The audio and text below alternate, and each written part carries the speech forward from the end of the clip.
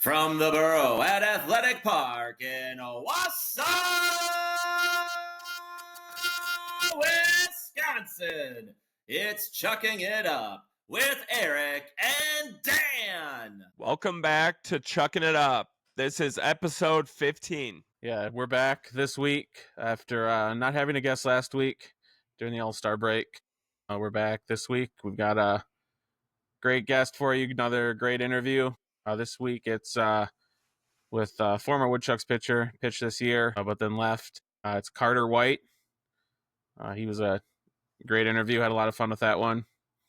So we got that coming up for you. And then, per usual, we're just going to run through the weeks for the Ignite and the Woodchucks. Yeah, so we can just get it started with the results of the week of the Wausau Ignite.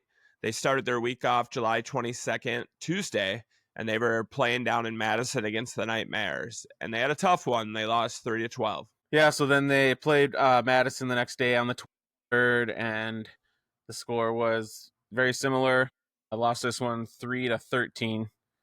So took the two losses in Madison. And then they start their stretch of doubleheaders.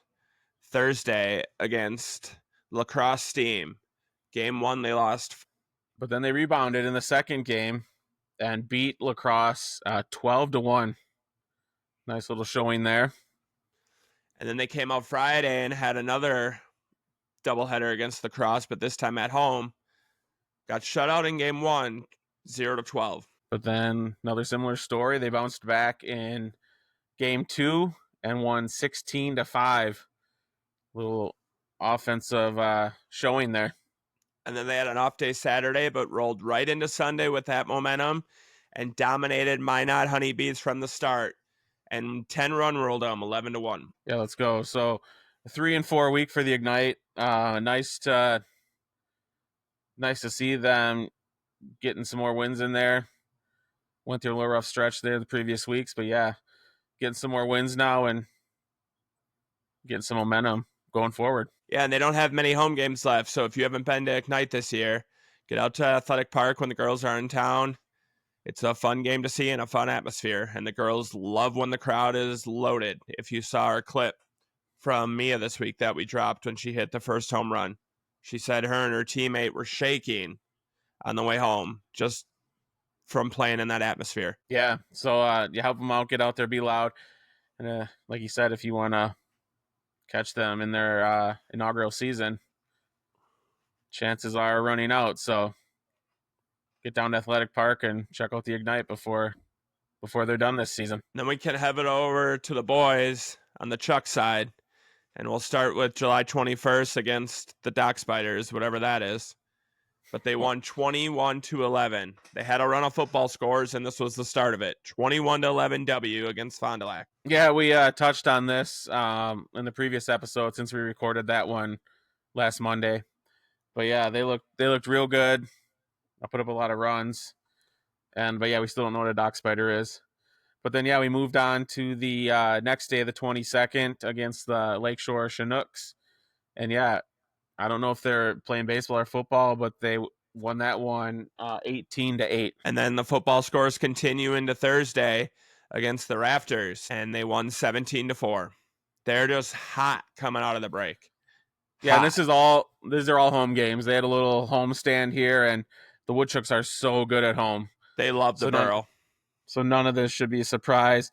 But yeah, then Friday night, Rafters came back to town and yeah, took care of them again. Didn't score as many runs this time, but still beat them 8-3.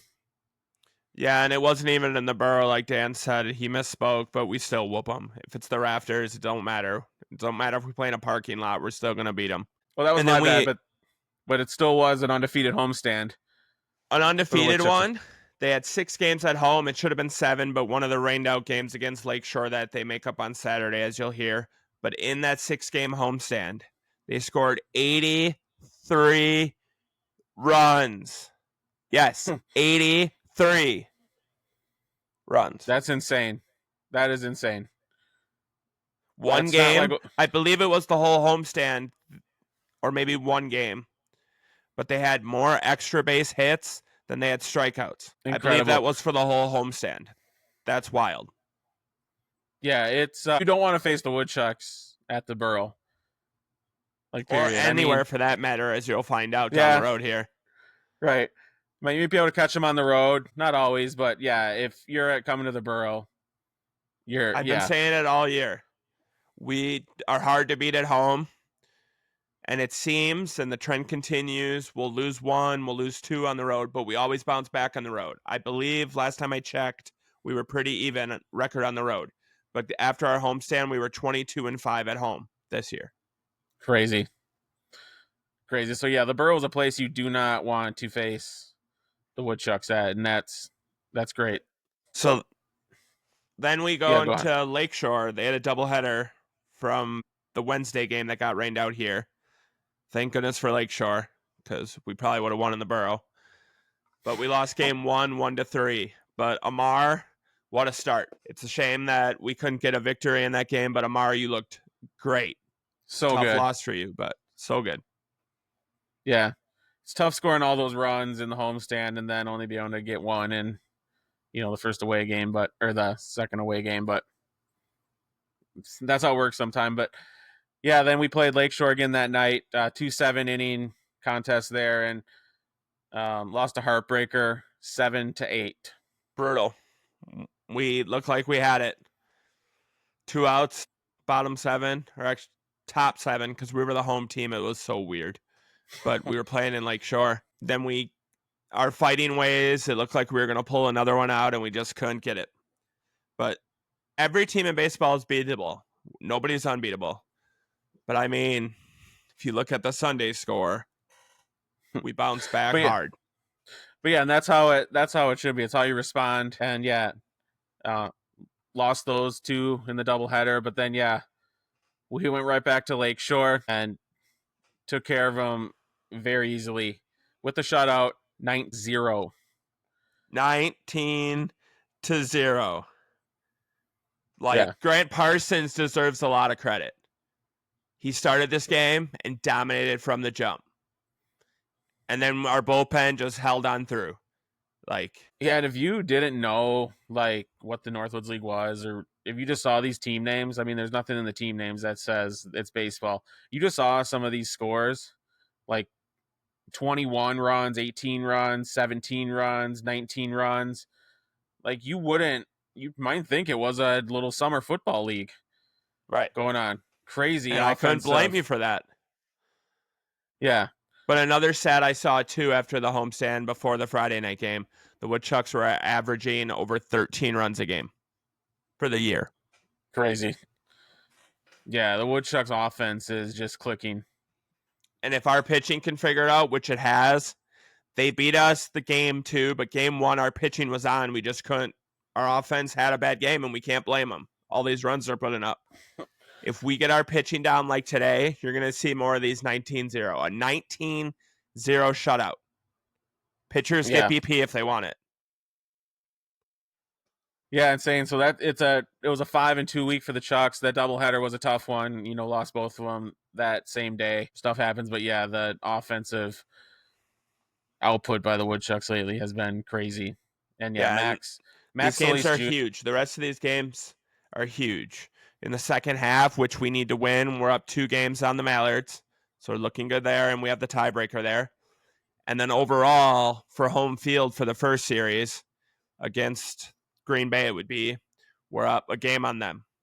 And look at the schedule, another 4-game set against Green Bay.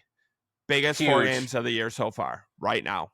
Let's lock in, go get 4 dubs. Yeah. There's nothing else I can say. Just go fuck them up. Excuse my language, but let's go. And I don't know if you have watched the news or our stories or whatever, but huge part of the offensive output all season basically has been Max Solis Jr. Crazy, and he committed to Hawaii this week, and yeah, he's really good at baseball, and Hawaii's getting a really, really good player. And that's not all he did this week. He became the career home run leader in Woodchucks history. He passed MLB star, I would say, for a point in his career, Paul DeJong. And today, he eclipsed 100 RBIs in Woodchuck's career. Max, you're a Woodchuck for life. You've cemented it. Yeah, a legend. Like Let's one get of the the ship best, easily one of the best players to ever play at Athletic Park. ever. Like, And that's saying something with the list that's out there. yeah, If you've started following the Chucks this year or 2 years ago, you should go check the list. There's been some there's greats that have played at the Borough. yeah, including a World Series MVP. So, but yeah, to be the all-time home running leader is really cool. Like, and yeah, Max deserves that. And he doesn't hit home runs, he hits bombs. Right, moonshots. So, yeah, and if you didn't listen to last week's episode or see our socials, we still got the Max Solis Jr. autograph card giveaway with the Stadium Mustard shirt going on. That'll end Wednesday night, 9 p.m. So if you haven't seen that or entered, go to either Facebook or Instagram and get on that. It will be one contest. So whether you enter Yes. on Facebook or Instagram, all those entries are going to be grouped into one big giveaway. It's not Yeah. two separate ones. Nope. So here's the card. Had him sign this at the Borough. So yeah, autograph card of the Woodchucks all-time home run leader. Yeah, and Stadium while you're Mustard at shirt. that entering the contest, wherever you listen, just keep subscribing to us. Just keep listening to us. Really appreciate it. Maybe leave a review on Spotify. I heard that's really good. We had a Yeah. great comment on Facebook from Dusty that he's a real one. He's probably one of our top 5 fans, if not the top. Yeah. I didn't even know you called him Dusty. It rolled off So, the yeah. tongue. Yeah. He is a top fan, so that is yeah, check it out. Let us know. Let us know your feedback. I assume we're doing a great job, but if we're not, let us know. And if we are, let us know as well. You can leave comments pretty much anywhere, and we'll read them. So, But we have an off day tomorrow, the Chucks, that is. And then we're Green Bay for the next 4. Tuesday, Wednesday, Thursday, Friday. And Thursday and Friday are in the Borough. Huge games. Huge. So if you can get out there, get out there. Be loud. Let's rock the Borough. yeah, and Thursday is the pickleball night. So not only you get to see him play a huge game, you can, if you're there early enough, you can get a Woodchucks pickleball set. And let's just hope that Daniel's not behind home plate for these two. Yeah, the infamous interference game and Forgot to count. Not knowing how to count to 3 game. I hope they So- bring their clickers with this time. Yeah. Maybe they'll have to have a meeting. Where's the meeting chant? One of the most diabolical chants we thought of. And yeah, when we say the Woodchucks have lost 5 at home, one of those 5 losses is that mess of a game. I believe Green Bay has beat us 3 times at home. Kind of pisses me off. So, yeah, now yeah, they did. I believe it was Green opening. Bay's... It was their first one in May, and then those 2. 3 out of the 5 losses in the Borough are from Green Bay. That cannot happen. I know the boys won't let it happen. They're not happy about it either. But if we can get a 4-game sweep over those boys, I may have to make a beer bong video. Let's do it for the beer bong video. But yeah, Green Bay has been our kryptonite this year, a little bit at home. So let's change that. Yeah, it starts with us fans. Let's get there and be loud and get that place rocking. Oh, no pun intended. But we have the Carter interview waiting in the wings, and it's incredible. Really funny. He was great. Yeah, he hear tells a lot us about some other players and their relationship as a team. Tells us some stories that you normally wouldn't hear. Give us that inside info. Yeah, it's just great interview, and we're really excited to share that with you. So we'll see you guys. Enjoy the interview, and thanks for listening. See ya. Joining us next on the pod is former Woodchuck, one-time Northwoods League Pitcher of the Night, and new member of the Eastern Michigan Eagles baseball team. It's Carter White. Hey, what's up, Carter? What's up, guys? Welcome to Chucking It Up. Yes, sir.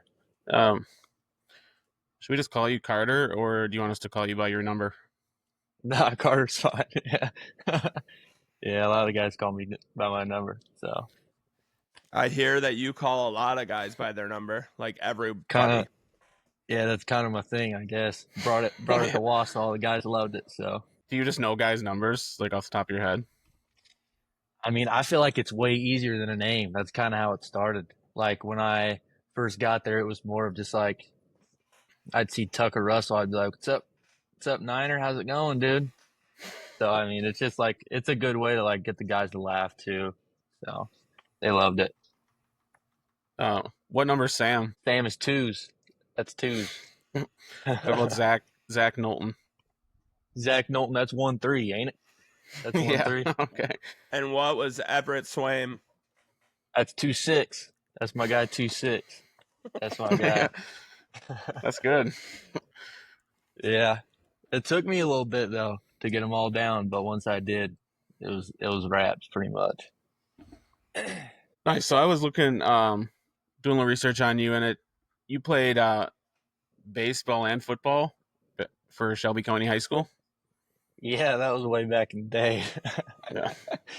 Oh my gosh, yeah. I played football all the way up until high school. I mean, that was what I was. I used to be super bad at baseball actually, and football I was always. Both my brothers were like kind of bigger dudes. They loved football, and they never really dabbled in baseball or anything like that. And I was good at football growing up. I mean, there would be times in like high school where I'd still have my huddle from like fifth grade, go back and watch me play in fifth grade. But yeah, I mean, quarterback, running back, and then I was a really good receiver in high school. I think that was kind of my spot, just running around catching the football. So Did you play some safety too? yes, a little bit of safety. I played a lot junior year, and then senior year it was more of just like, I mean, I never really went and did stuff on my own like I do with baseball. So it was kind of just like, if I could just play one side of the ball senior year, I think conditioning for receivers is just enough for me. So, I mean, senior year was basically just receiver, but yeah, safety a little bit here and there. Was receiver your favorite spot? Yeah, I would say so. Just like being able to, especially on like just routes, I'm just running straight down the field, just trying to beat the guy. I mean, I'm super competitive. I just love competing. So just trying to be faster than the guy that I'm going against. So at For what sure. point were you like decided to go with baseball over football? Oh, that had to have been, I think, middle school, or no, probably like sophomore year of high school. Because when COVID hit freshman year, freshman baseball got canceled. And I never was really like, I don't know if I can really do baseball in college. Like, I don't know. It just didn't seem applicable to me. So when COVID hit and that season got canceled for baseball, I was at the football field every day, like running with a parachute on, pulling sleds.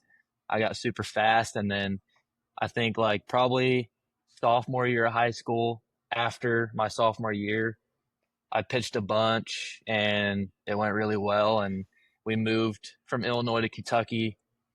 And then that's kind of when things kind of fell into place. I was playing for the Louisville Legends. They were really good. I don't even know if they're a team anymore, but they were a really good organization. And being around guys that were just really good, I think took my game to the next level. Being in Illinois, 1A high school, I mean, you're playing not the best comp, but when I got to Kentucky, it was, there's no divisions. Every like private high school is playing a 1A high school, and it's super competitive, and that's what really helped me. I think that was probably the best thing that could happen to me was getting to play in Kentucky high school baseball. And was it always pitcher, or did you play other sides? I played outfield, and junior year, I think I hit right under 300. I was never the best hitter. It was more of like put it on the ground, try and beat it out. I was never a home run hitter. I think I hit my first home run like it didn't even go on my stats. It was a preseason game my senior year, and it just happened. And but yeah, and then I played for the Evansville Razorbacks going into freshman year of college, and I hit it really well. And then just having to gain weight, throw a little harder in college, kind of just stuck with the pitching side of things to burn less calories, I guess. So it helped in the end for sure. So do you have to hit these days at all, or is everyone doing the DH? I think everyone's doing the DH. This last summer, I played in the Prospect League, and I got in if you look me up, I'm a 500 career hitter in college. I snuck in 2 at bats last summer and lined out and hit a triple somehow. So yeah, And how do you Yeah, what pronounce that team I was gonna that say, you played with? how do you say that? the Chillicothe Paints. Chillicothe. Yeah, yeah, that place was pretty cool. But yeah, coach took a lot of reasoning with him just to give me an at bat, and he did. And then I hit the ball. He was surprised that I hit the ball, and then we were getting, I think we were getting beat pretty bad one night, and he's like, "Dude, just grab a bat, whatever." And I mean, I wasn't taking it serious. I was up there just having fun, and the pitcher just signaled he was throwing me a fastball, and I hit it, and it was, I mean, it was hit pretty well. So I mean, I think I still got it. Yeah, you did pretty well in that league. 5-0, 2.29 ERA, 59 Ks. Yeah, it was a good summer. It was more of coming off that freshman year at LMU. It was so hard just trying to figure out what I was good at and just like trying to figure out myself as a baseball player. And then when I got there, I mean, things just fell into place. I was figuring out how my body moved really well. Just all the things that I needed to happen happened, and it was awesome. It was the best feeling in the world for like 2 months. Towards the end of the season, I felt like I could go out. Coach could give me the ball, and I knew I could go 6, 7, 8 innings. So it was How awesome. does that league compare to the Northwoods League, since that's what we're familiar with? I would say competition wise, I feel like it's definitely like a leap higher. Some of those hitters in the prospect league, like there's some good hitters there that really get like overlooked. And like I was playing with a kid from Gannon University, a D2, and I think Pennsylvania, and oh my gosh, he can mash the ball. And I think he just transferred to Ohio State, and I mean he really deserved it. His name's Alex Bemis.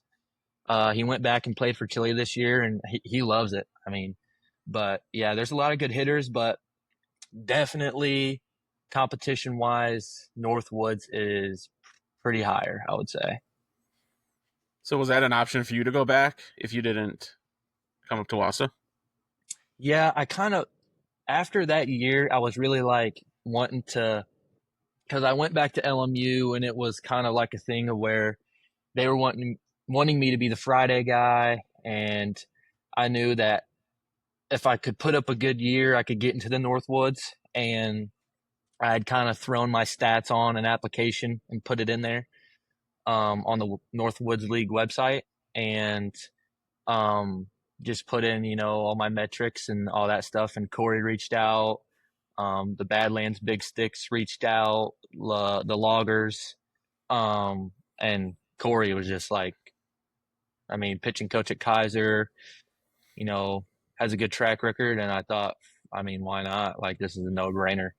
So, but that all happened in the fall. And then I signed in the winter, and the spring did not go well at all. That was probably the craziest gear timeline of my life so far, but it all worked out, and it was super fun playing at Wausau. Corey just texted me the other day or today and was like, "Hey, are you able to come back? We'd love to have you." And I was like, "Dude, Oh, yes, we need you. I would love Yeah. to play for you again, 100%. I love Wausau and would love to do it again." Yeah, the bullpen, I was talking to Tucker Russell tonight.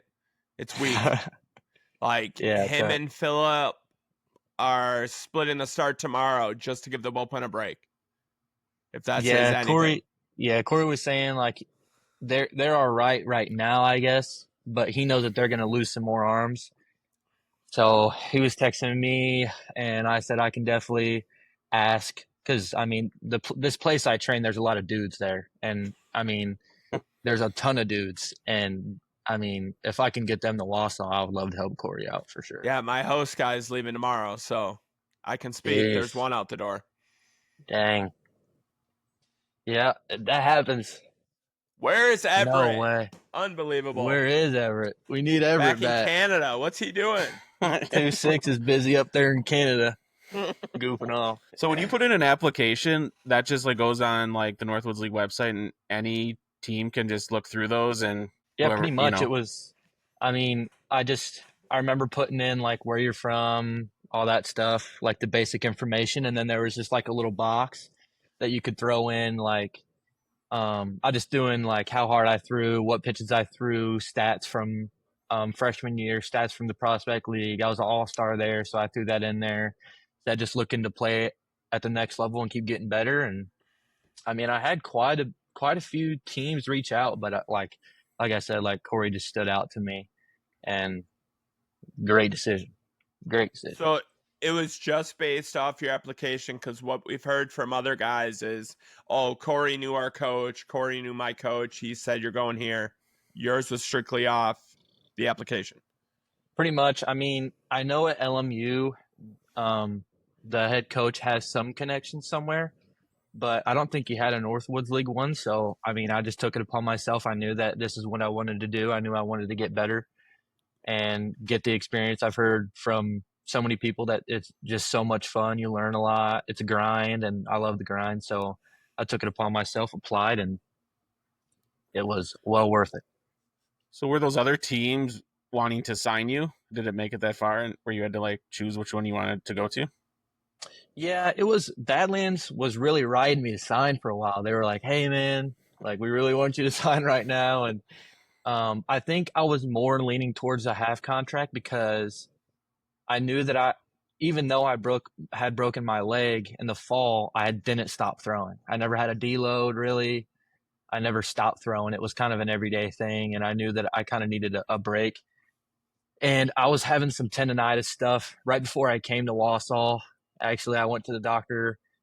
They were looking at my arm, and they're like, "Oh, you just got some tendonitis." So they just gave me anti-inflammatory, and I came up there, and my arm felt fantastic. So, but yeah, So it was. Sorry to interrupt. You said you broke your leg, but never stopped throwing. Please explain. So I stopped throwing for like 2 weeks, probably. I was pitching in an inter squad in really early October, and I was just came off that really good summer. I was just in a groove.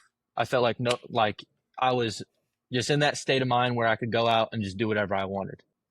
I was pitching an inter squad, the best I ever felt, all my pitches working, and comebacker at like had to have been 102 maybe, right off my fibula.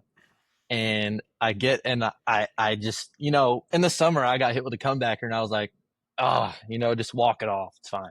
So I went to go walk it off. Head coach comes out, all the infielders are in there, and I get up and I start walking, and then I just hear a crunch, and and I just couldn't walk anymore. And I was like, "Oh, it's broke. My leg is broke." And the head coach was like, "No, it's not. It's not broke. You're fine." And I was like, "I think my leg is broke. I think I know." And he's like, "No, dude, you're just stop saying that. You're fine." And so they put me they think it's a bone bruise, and they put me in a walking boot, and I'm doing rehab for 4 or 5 days on this broken fibula. I got my ankles banded, walking around the training room. I'm doing all this stuff, and it is torture. And it just got to the point where I was like, I can't do this anymore. I'm trying to find the picture of the X-ray. Yeah, here it is. So it was clearly broke right there. Oh, If you wow. can see that. Oh yeah. Yeah, clearly Wow. broke.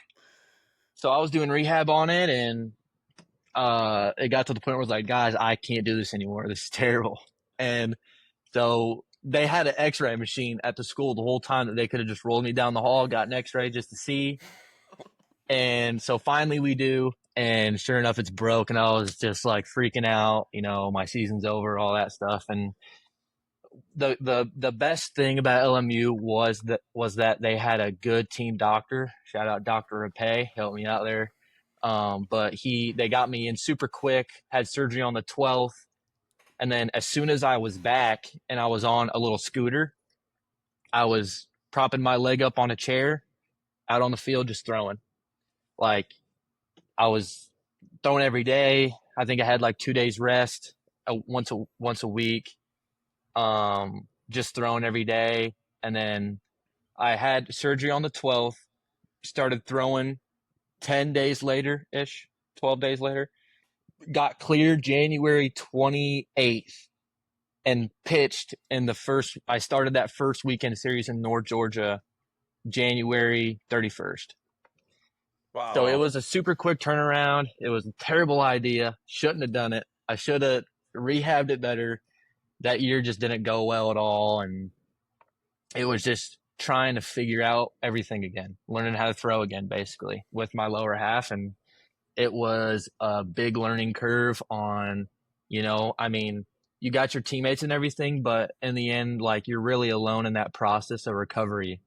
And, you got to figure everything out for yourself. And it was quite a journey, but I mean, we made the comeback, and I feel like I'm better than ever right now. So Was it hard to get back out there? Like, was there any like fear in your mind that like it's gonna happen again, or yeah, there was definitely that fear of just like maybe going to throw a pitch and it just something happens, or like it just doesn't feel right. And that first outing, I was so like beside myself that I was able to play again that I didn't even know what was going on. I was happy to be out there. I was scared something was going to happen. Just performance wise, just not knowing what was going to happen either. So, but yeah. And that first outing I had in Wausau, I think it was like the 5th inning. I think the kid got drafted from Wisconsin Rapids, Barajas, I think. Yes, he did. His name. Yep. I The threw him catcher. out slider outside. I struck him out his first at bat, and then he comes up the second time, or the third time maybe. I throw an outside slider right back at me, and I made like a behind the back field the ground ball. And my parents and my uncles, my grandma, all of them called me, and they were like, when that happened, my heart dropped. Oh my gosh, no? I was so scared. But yeah, it's just now it's kind of like one of those things where it's in the past, and I don't really think about it much. So Yeah. So when you it's had crazy to me Okay. how many guys Rapids had drafted off their current team and they're complete ass. I might cut this out, but I had to put that in there. They've had Yeah, like it's 3 guys crazy. off this year's team and they're complete ass. I know, it is crazy. And Barajas, I mean, he's got a good swing. He's got a good left-handed swing, but I mean, he was an easy couple outs. I mean, I don't know if I was just in the zone or what, but I was sitting there while I was home. After I just came home, I had the draft on, and in those later rounds, it's just the computer screen, the voice, and I'm just sitting there watching the game. The Cubs are playing, the draft's going on, and I hear Junior Barajas from Saddleback Community College, and I knew it was him, and I just looked at my screen. I was like, "Are you kidding me? This can't be real right now." Hey, let's not short yourself. You're a dog out there. I try my hardest. I just roll myself out there and see what I get. Whenever you came past third when you were pitching, you always look pissed off. It was like, I want to say something. I want to give him some encouragement. Nope, we're not talking to him. Nope. Mm-mm. Yeah, it was. I mean, it just depends on the day. If I, that last outing, that last outing where I went 4, gave up 2 or 3 earned. It was kind of just like, it's my last That might have outing. been I'm just it. gonna enjoy it. Yeah, I'm just gonna enjoy it. I wasn't as pissed, but that Royal Oak outing, oh my gosh, that was Eastern Michigan had just given me an offer. They texted, the head coach had been texting me and was like, "Hey, you're playing against a couple of our guys," and he's like, "So I'm gonna text them, and they'll talk to you after the game. We're watching." So, and I was freaking out. I was like, "Oh my gosh, this could make or break right now." And I think it was like 4 innings, 2 runs, but I just walked some people, got myself bases loaded like 2 or 3 times. And Corey wasn't happy with me. And oh my gosh, it was crazy, but I get taken out and I'm just, that couldn't have gone any worse. I just Didn't felt you like, rebound when you played Royal Oak at Royal Oak, though? Oh, Isn't yeah, that the night you were the pitcher of the night?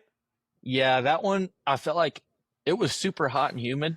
Maybe I'm being soft or something, but I was going through 6. It was, I'd thrown 76 pitches, and I was just telling Corey, like, I'm sweating bullets out here. Like, I'm dehydrated. I mean, I got us to the 7th. Just, I think I'm done for the night. And he was like, "Dude, you can go a complete game. What are you doing?" And I was like, hey, man, I'm just trying to be smart. And so, I mean, it ended up working out. We threw a complete game shutout, me, Garrett, and Clapper, and It was awesome. And I got What to a play night. against Those 3 pitchers. I miss you guys. yeah. Yeah, I got to play against one of my teammates. That was fun. And just being in Royal Oak, something about being at that park is just like nostalgic. It reminds me of being at like a high school game, just the field and how it's styled and Oh, made. the Little League Stadium? Yeah. Yeah, Mhm. it's dope. I loved it. So Was that weird getting interviewed by the other announcer that night? that was weird. Corey was about to not let it happen. He was like, "They want to interview you. I don't know why they're doing this, but you can go if you want." And then they came and grabbed me after I got done eating, and we went up there and did it. But I mean, the guy was cool, and he asked some good questions, I think. So I mean, it was all right. Did you have like almost a no-hitter this year? Did you take one to the Yeah, 7th, I think? Yeah, okay, I took was going one to say, to I the thought 7th, and then got taken deep. A It's 12:05 been game, too, on a Monday. yeah, it was. Okay. Because I had just pitched the last weekend. I pitched that Sunday game, and it was another 135er. And then they start me Monday, and it's it was the first Monday game that started at noon all season. And I was like, this can't be happening.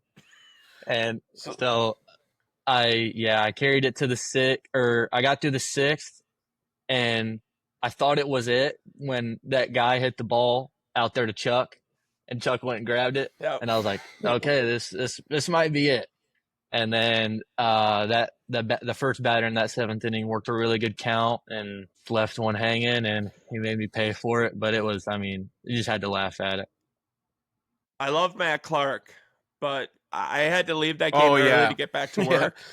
Now I He remember. Matt Clark to you. He talked about your no-hitter any Yeah, chance he would not got. stop. He would not stop So mentioning I love it. Matt Clark, and if he listens to this, Matt, I love you. But it's the announcer jinx. It's real. Shh. You got to be It quiet. is, but shout out Mason Morello and Nolan Bernard. I get word that they said something too. So, I mean, it could have been The any three of GOAT? them. He's a friend of the The pod. GOAT. Come on, The Mason. GOAT. The GOAT pulled that Unbelievable. off. He pulled off another crazy stunt. So at what point in that game were you like, I've got a no-hitter going? Right after Chuck caught that ball, we went in, looked up at the scoreboard, saw no hits, and I just kind of looked around, put my head down, didn't say anything because, I mean, I knew that if I kept thinking about it, I was trying to think about something else, like some food or something, and Yeah. like, oh, what am I gonna do after the game or something like that? And I mean, it was just one of those days where I was just going out there and pitching and just like having fun, just having a lot of fun, talking to myself out there, talking to Dylan Schlotterback. Whenever it was always like the rotation worked out with Guerra was at short, Schlotterback was at third, Cade was at second, and Kale was at first, or Dom was at first. And me and Dill always just say something to each other when catcher He never throws down. smiles. He never does, but I can get him to smile. I swear I can. I can get him.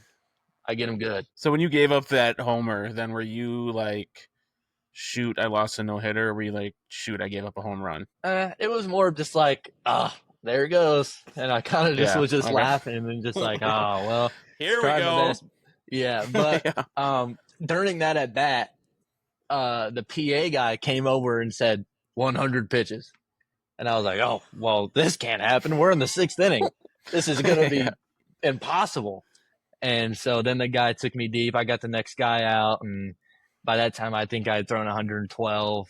And Corey just came out. I was like, that'll do it. But it was fun. It was just one of those things that you just like got to enjoy while it's happening. And when he hit that home run, I felt like that was kind of like pressure taken off. But it was just something like I just had to laugh. It was just crazy. Were the guys talking to you in the dugout or leaving you alone or anything? I mean, whenever I'm pitching, I'm always still messing around with the guys. Oh. And like, I'll still like make jokes at everybody. So we were kind of all just messing around still. And then I come back in the dugout, and I think it was Sexton. Landon was like, yeah, you can thank the GOAT for that one. And I was like, are you kidding me? What are we doing? Another Mason? friend of the pod. Yeah, Sexton, Yeah. I miss that guy. He's awesome. I missed the whole bullpen from the first half. Like, unbelievable. It is. Guys It all was left us. awesome. It was awesome. That was one of the best, well put together, just fun to be around just whole rotation, bullpen, starting 1 through 9, just everybody. I mean, you could talk to anybody about anything, joke around with anybody. It was awesome. Give us a funny story we once see from being a regular fan. I know we're not a regular fan, but give us a story that the fans wouldn't see right now. Oh, okay. That's a good one. So there's quite a few. I would have to say probably the funniest story. Gosh, there are so many moments. I would say probably it was a couple weeks before the end of the first half, and we're all messing around in the dugout. I wasn't throwing. I think Nate had thrown the day before or something. And a couple of his buddies from his high school came to the game, and we're all in the dugout. And these guys are just over the rail, just saying, Nate Langman, hometown hero, we love you. And then they start getting Keegan, and then we all start just joining in. And oh my gosh, it was just like you could not just stop laughing. But also, pregame Lakeshore, messing around with Gil. It loves Gil, right? Oh my gosh. It was probably 30 to 45 minutes of us just messing around with Gil. I mean, it was pregame.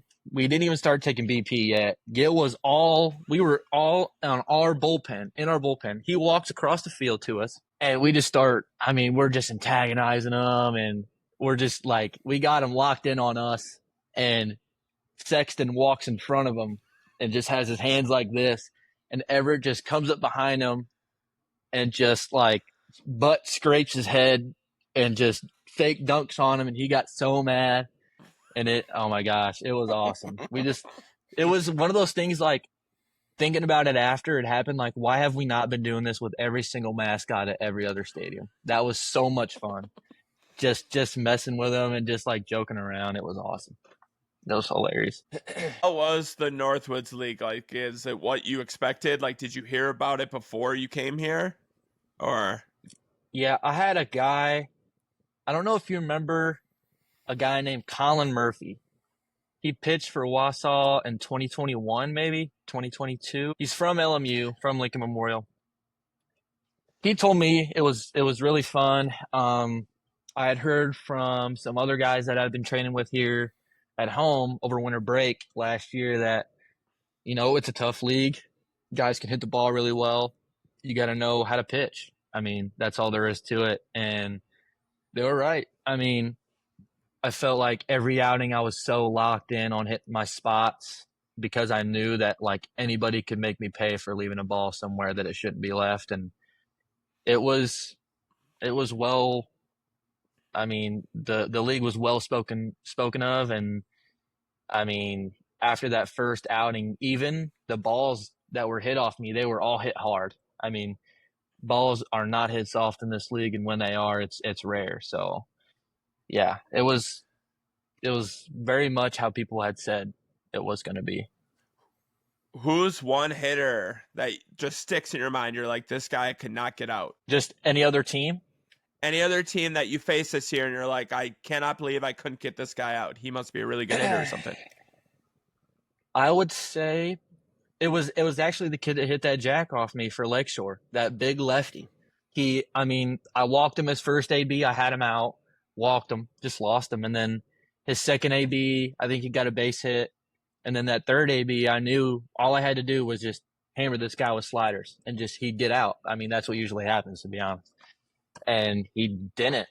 And it was blowing my mind. And that was the first lefty that's ever hit a slider off of me that left the yard.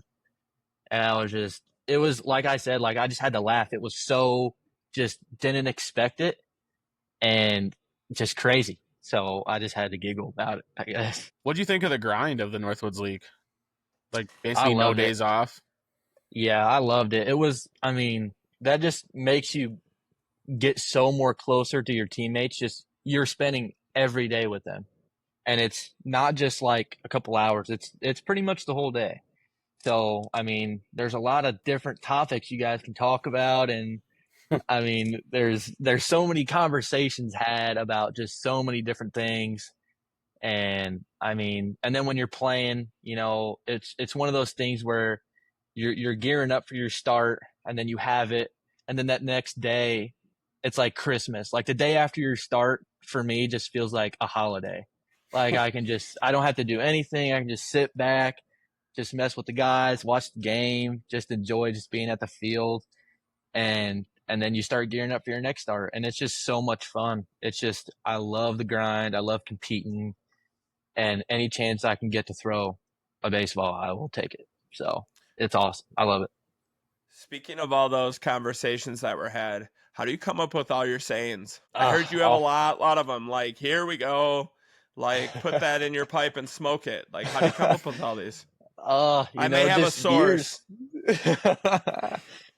Just years of, you know, just different teams, being around different guys. You know, some things you just say it and it sticks. Like, oh my gosh, I can't. There's been like I think half of my repertoire comes from a guy named Tucker Hagen from LMU. Probably one of the funniest guys I've ever met, Tucker Hagen. But some of the other stuff just, you know, comes off the dome, and if the guys like it, it stays. So they're the judges. Did you know any of the players before you got here, or is everyone new? I didn't know everybody personally. I knew Sears. I knew Zach.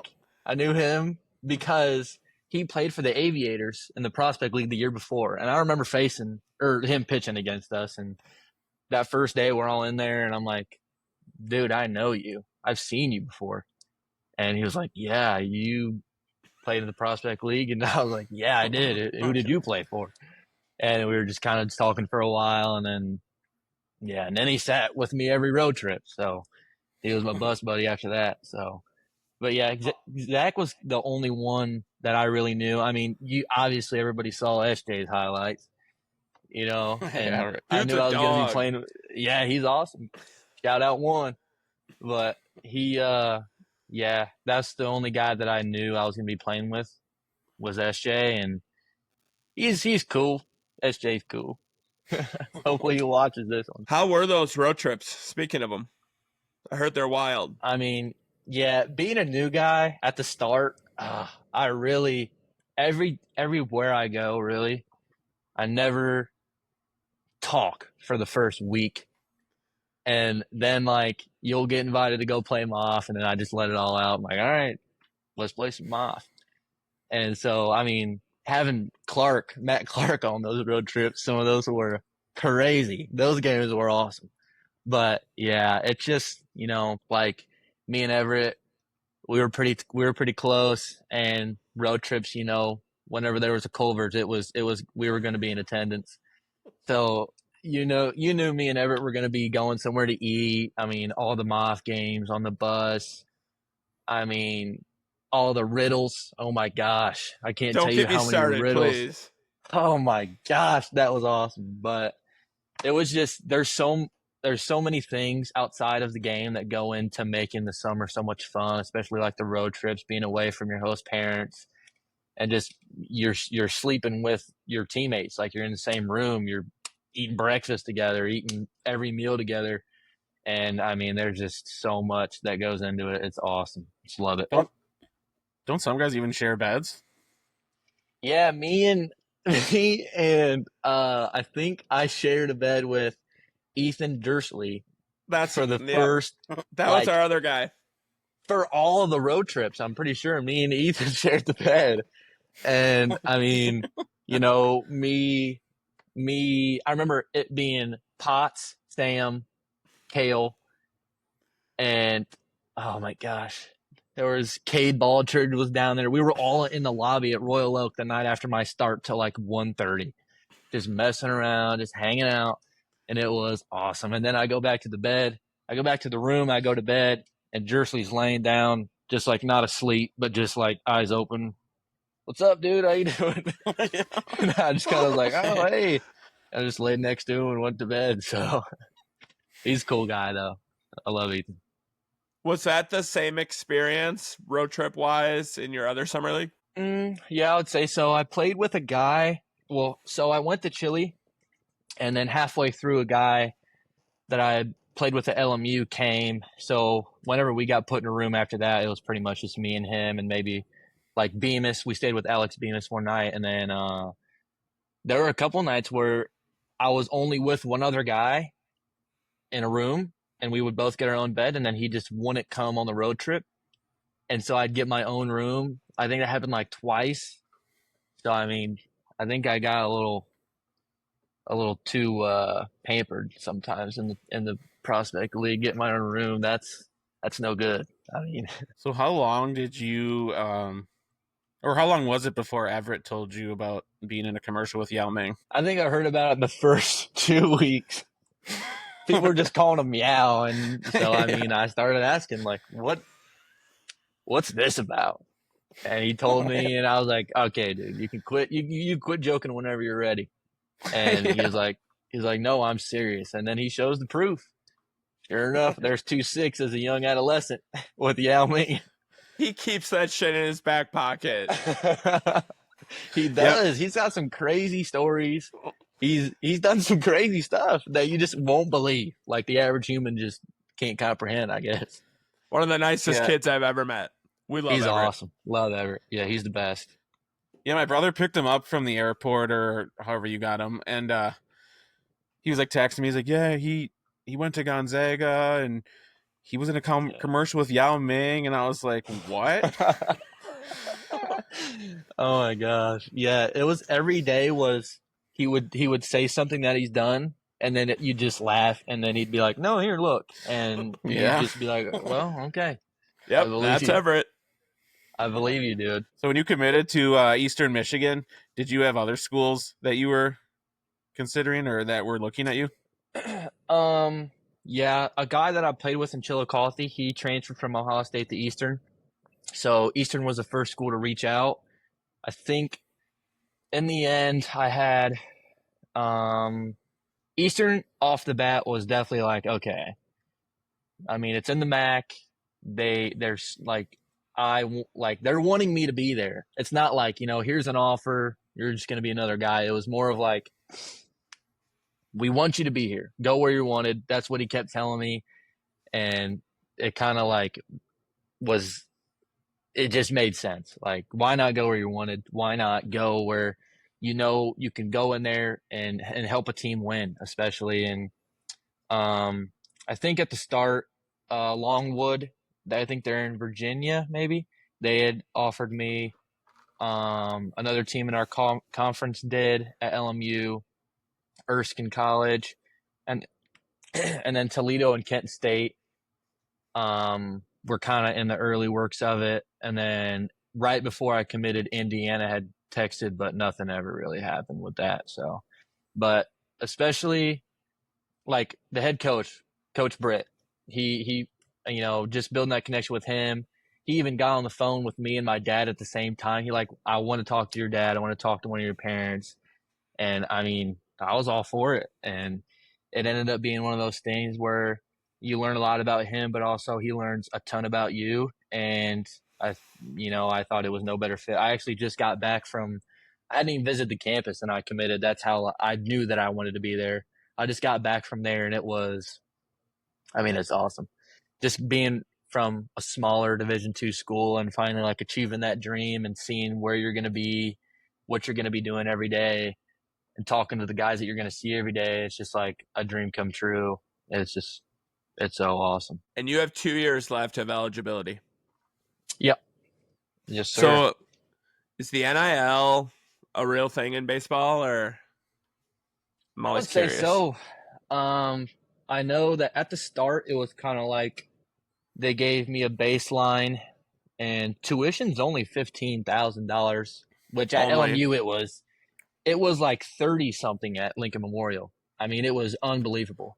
So it was a huge cut in price, and that was awesome. So, and then they wanted me, and he was like, well, we can talk to some people, get some more money, and he did what he said, and he was a man of his word, and he did. And I mean, couldn't thank him enough for that. But I know there are some guys that I know, freshman year, LMU, Carson Bowles, D2 Player of the Year, transferred to Arkansas. Think he's definitely got paid like quite a bit, I would say. Kind of crazy to like believe that, a guy that you play with every day is at, one of the most renowned baseball programs in the nation. And he's getting paid to be there. Like, that's insane to me. So, but yeah, it's definitely real. It's not I didn't think it was real. I thought it was one of those myths, but it's real. It's crazy. So when um so when your coach said we can, look to get you some more money, does that go towards your tuition or is that just money in your pocket?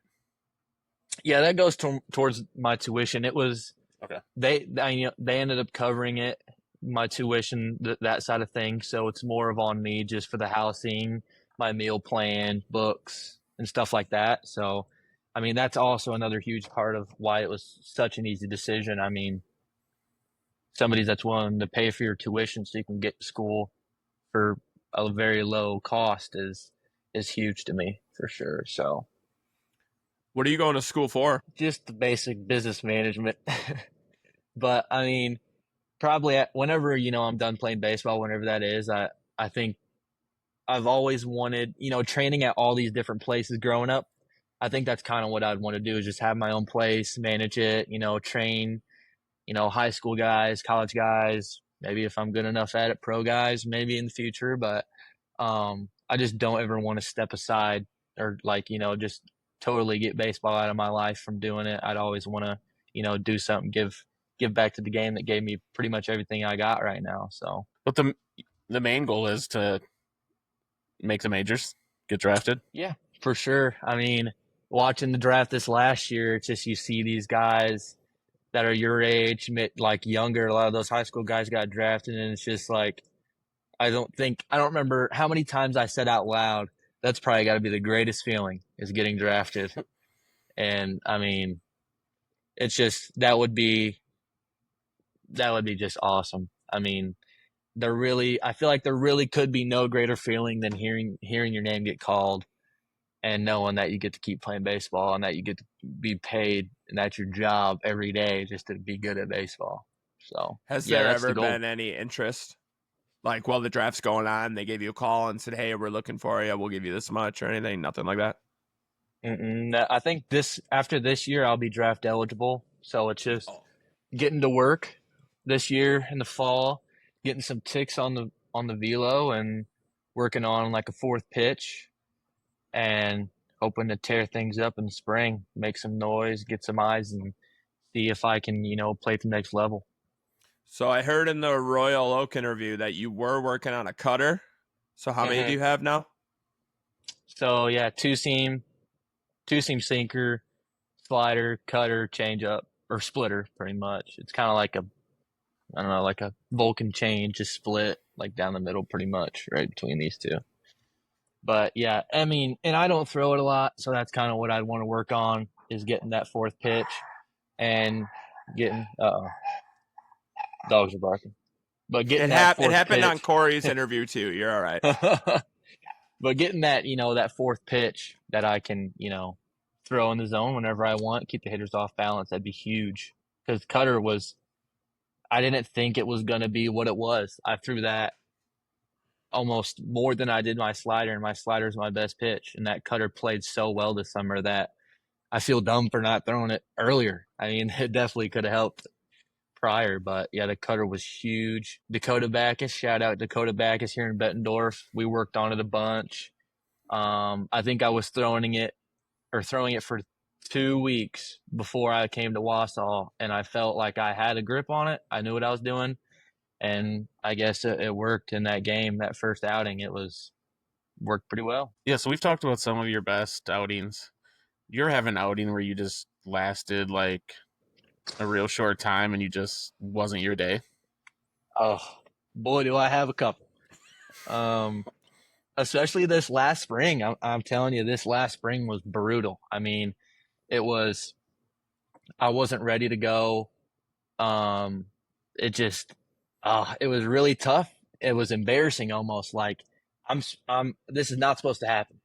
Like I had such high standards. I really wanted to, put my team in the best position when I'm taken out of the game to win. And there were times where that first outing in North Georgia, I go out there, I lit up 2 in the first, I go back out there and I just can't find the zone. It's just, I don't have a feel for anything. And next thing I know, I'm out of the game. I'm pretty sure I started against Anderson University. I think that was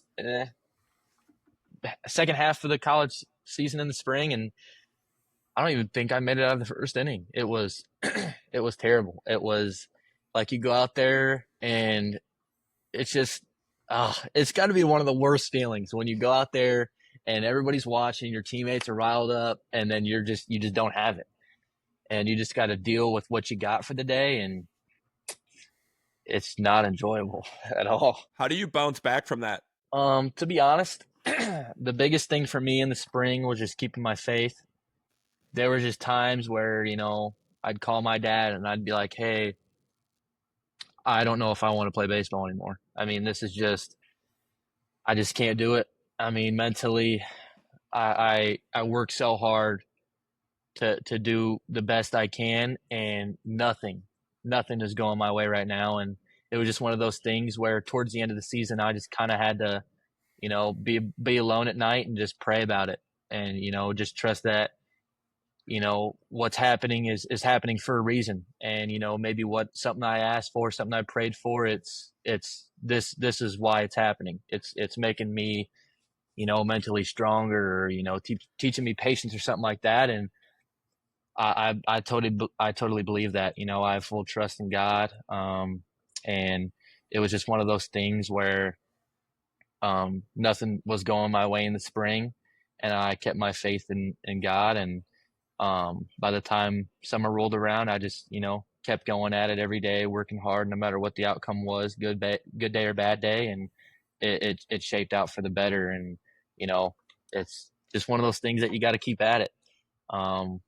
There was so many days during the week where catch play, I just couldn't even play catch. It was terrible. And, just keep going and see what happens, pretty much. And that's what I did, and it worked out for me. So during that spring, when you were just having that rough stretch, was there any thoughts of like just shutting you down and just, I mean, the coaches never really said anything. It was more of, it was just such a hard position I feel like they were putting me in with. They wanted me to be the guy so bad. I couldn't. I just couldn't be the guy. Mentally, it was a battle every day with myself of getting myself to the field. I really wanted to quit really bad. I did not want to play anymore. My dad talked me into, you've been playing this game for so long. Why are you just going to, end all this right now? And he was right. And, like I said, I kept my faith that everything was going to work out in the end. But yeah, that thought ended up going away. Getting in the portal, I felt like it was good for me to have a change of scenery. I knew with my stats, I really didn't think I was going to go anywhere that was, sustainable for me to get better. But, just betting on yourself, I just thought, I know what I can do. This spring doesn't define who I am as a pitcher, and just did it. And it worked out. It was a crazy feeling on the way home from my exit meeting. Just like, wow, this could go two ways, good or bad. And it worked out, and it was a great decision. How big of an influence, you keep mentioning your dad, so how big of an influence is he in your baseball journey?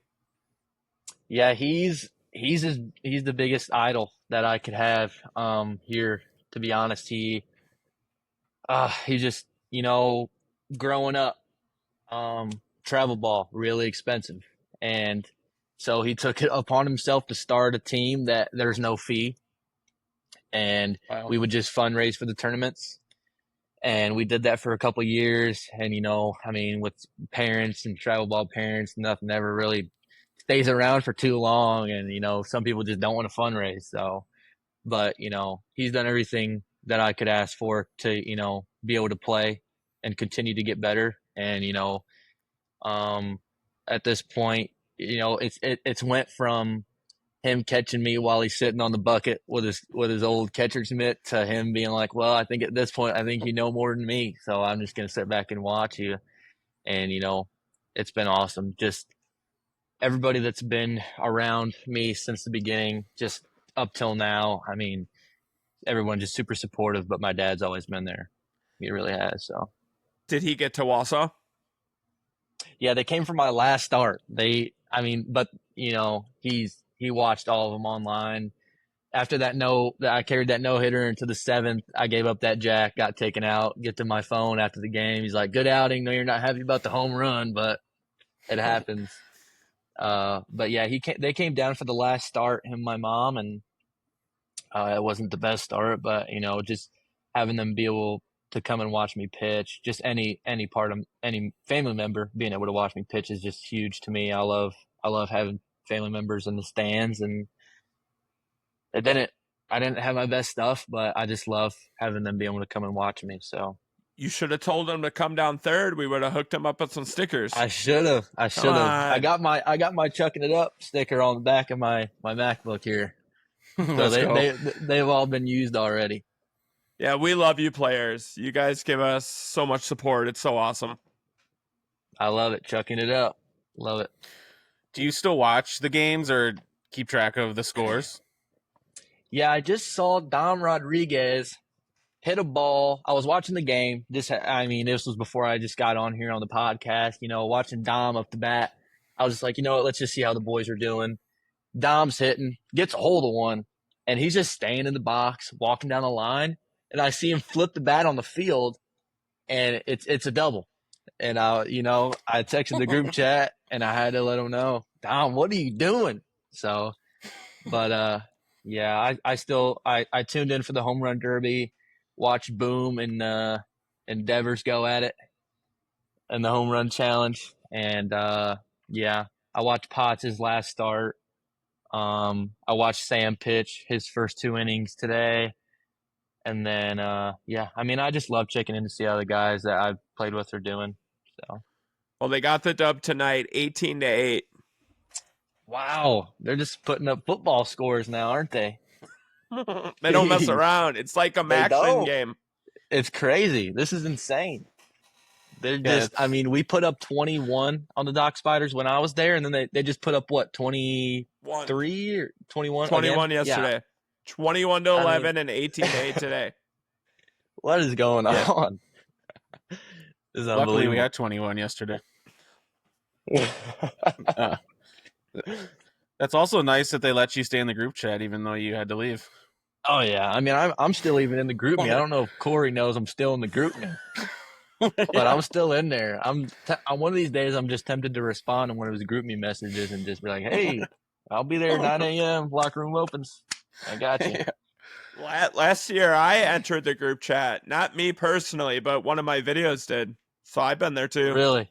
My beer There you bong go. videos. Oh my gosh! At the start Corey of the season, brought it to the group chat. Oh my gosh! In our group chat, it was the first game, Kenosha, when we played Kenosha, the first game. That video was in our group chat, and it fired us up. We ended up throwing a shutout that day. It That's was all awesome. we want to do is better results for the Chucks. There you go. Yeah. It's working. You're And working. Corey's going to do one when they win the championship. There you go. Watching Corey do that'd crack me up. So Oh my gosh. Is there one song that just gets you going that you want to run through a wall for before a big game? Yeah, I listen to a band called Deftones a lot. oh hell yeah. And I would say probably Kim Dracula by Deftones. That is probably a song that I can just sit there and, like, whenever I'm really got to get serious, or I know I got to put out on the diamond. That's what I go to, is just listen to that and just get in that mindset. Love that song. I have no idea what that song is, but it sounds like my brother does. So Yeah, you It's like the tough as heavier nails. stuff to get you going? Yeah, Deftones. Listen to Creed sometimes. I yeah. love Creed. Here we go. Creed.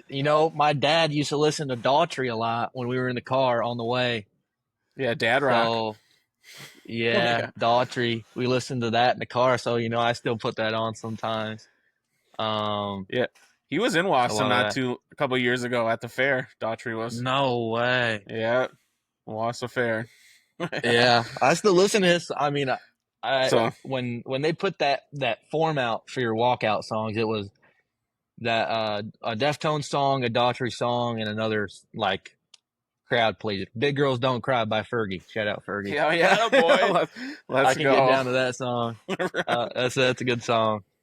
All right, so I don't know if you've listened to any of the episodes, but we asked this question to everyone: is a hot dog a sandwich? It is not. That a boy. There we go. Here we I go. do not Thank you. believe it is a sandwich. Thank you. I think a hot dog falls into its own category. You kept the Yes. streak alive. Okay, what's it at now? Or Like this 8. is 15 or 15. It's like So- 8, I think. 8 or 9. The first Dang. like 5 all said yes, including I Corey. mean, that just doesn't make any Corey. Yeah. Oh, I Yeah, I can't. know. Come on, Corey. Corey, I could have saw Sam, that coming. Jake, Corey Jake wears Kirkland all said flip-flops, yes. so you know, figured he would think it's a sandwich. Corey's a Corey and his hippie, I think. flip-flops. So I think he is.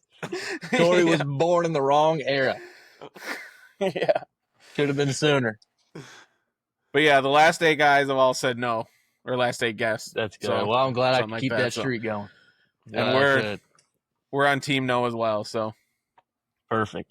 Glad we're on the same page there. yeah. the exact same page. Even Everett agrees with us. Who would have thought 2-6 would be on the same page? Yeah. Canadian. Oh, there you go. All right. Well, Okay, thanks, Carter, for joining us on the pod. We really appreciate it. We love the Chucks player support, and especially you wanted to get on here. So thanks for coming Yes, sir, on for and sure. I chucking it appreciate up you with guys us. having me. Yeah, maybe come 100%. back to Wassa next year. 100%. Will Let's do. go. Got to win a championship. Got I to. think we're gonna do that this year, so you'll have to come back and get us back to back. Back to back. There you go. And then you know what? Run it back. I'll come back after senior year. We'll go 3-peat. Why All not? right, let's go. boys. That's great. Let's do Great it. news.